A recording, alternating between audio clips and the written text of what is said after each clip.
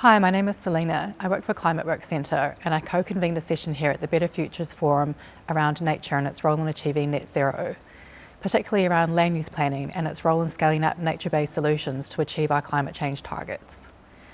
We had a great panel discussion and a great number of questions from the audience and got into some really interesting themes. One thing that came through really clearly in our discussion was the importance of Indigenous peoples and of respecting First Nations rights and interests in thinking about nature-based solutions. This requires investment in Indigenous leadership, as well as providing access to carbon markets. And a really important theme that came through in this was that meaningful involvement in stewardship is inseparable from and dependent on the rights to self-autonomy of Indigenous peoples to their own lands. A second key theme that came up through our discussion was around the role of markets and market mechanisms, and that particularly carbon markets will play a role in shaping the future of land use in Australia,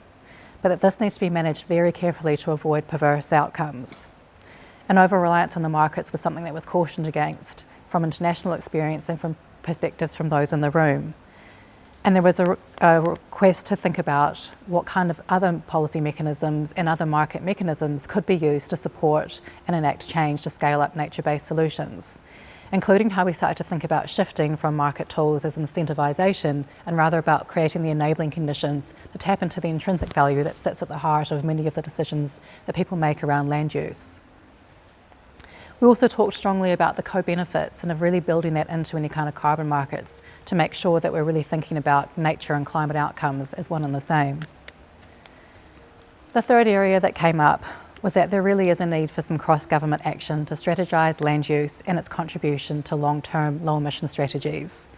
and to determine how we in the civil society can best support this work in collaboration with landowners, traditional owners and others. So more discussion is really needed on how we think about nature-based solutions, their relationship to land use, and how we bring this all together to achieve greater climate and nature outcomes.